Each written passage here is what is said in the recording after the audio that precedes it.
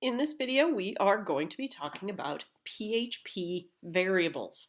This is one of the core elements of PHP coding, and understanding how variables work is going to be the key to being able to move on to just about anything else. So a variable, basically if you think about it as a container, and it stores some sort of data or information. And the data that's in that is referred to as a value. So we have variables and values. An example is username, that's our variable, equals Sue. And Sue would be the data that's being stored within and is associated with that variable. Now there are some rules that go with making variables in PHP. The first rule when making a variable is that it needs to start with the $sign.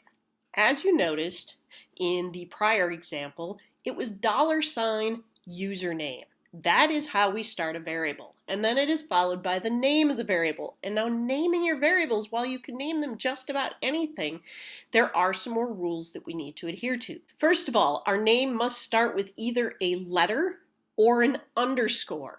And generally speaking, it will start with a letter. Underscores tend to be saved for more global or universal types of variables. So generally speaking, you're going to be starting with a letter. A variable cannot start with a number. Going back to our example, this could not be, say, one username. So if we were going to have multiple usernames, for example. So this one would need to start with a letter. The name can only contain alphanumeric characters. This means that it can contain the letters A through Z, both lowercase and capital, and numbers 0 through 9, and underscores. There are no dashes, there are no quotation marks, there are no apostrophes, and any other character, no ampersands, the and sign, no percentages, none of these things. So it's just numbers and letters and the underscore. These are our options. If you were in my ICT 375 class, you know how I harped on you about variables, or at least about naming your files and making sure that they were case sensitive. This is why. Is because if you move beyond HTML and CSS, a lot of other scripting languages become case sensitive, and PHP is one of those examples. So in this little example, $lowercase y and $uppercase y are considered as two different variables by the computer that would be processing this.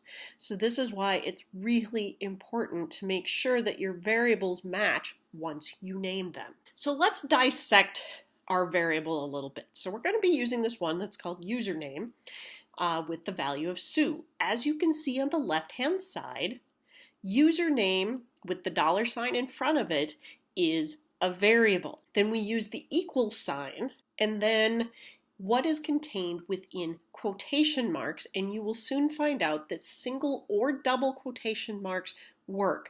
There are some nuances as to the difference of why you would use each when, but considering that we are only going to be covering PHP for about 3 weeks in this class, I'm not going to get into that reasoning.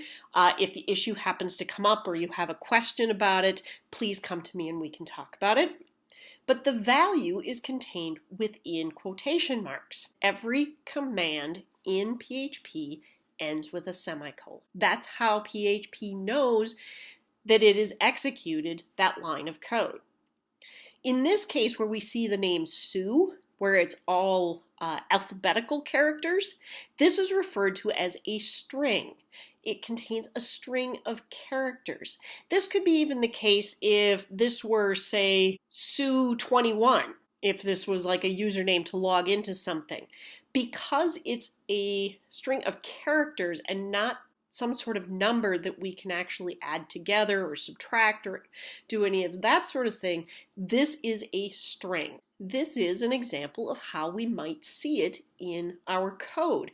And feel free to work through these. There's going to be a few of these small examples throughout the presentations. Feel free to work through them. Otherwise, there will be designated exercises. There will be one at the end of this presentation in this video. But in this case, we would open up our PHP we would assign our variable username equals Sue, our value, close our PHP, and open up our HTML. And in this case, we just want this to say your username is. So think about this like if you do a forgot your password or something on something where you have an account. It would come up with your username is Sue. Because we have this short PHP statement, which we can see in the end of our sentence, where it opens up PHP and then it says echo, and echo means show this on the screen, and then the username. So it's going to go up to the PHP up above and look to see what the value of username is. And then we close out our PHP and we close out our HTML the way we normally would. So this is one example. Let's take a look at what this would look like on our screen. It simply would say your username is Sue. So now let's look at some numerical variables. These are numbers, things that we can use to add, subtract, multiply, and divide, and actually create mathematical statements.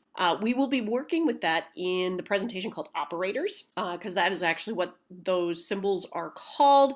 It's a way of combining different variables. So in this case, you can see our variable is the same as before. It's a $ followed by a string of characters. In this case, it's total cost. And we're saying that it equals 200. And again, we close it out with a semicolon. So in this case, our numerical value is 200. Here is an example, very similar to the one that we saw with a string, of what this would look like. So when we get to the next screen of what this would display like on the screen, it simply will say, your order total comes to $200.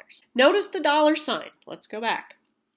The $sign is outside of the PHP code. Because remember, a $sign within PHP is going to equate that there is a variable following it. So in this case, it is outside of the PHP and is in the HTML. So your order total comes to $200. So with that, we are going to dive right into our first exercise.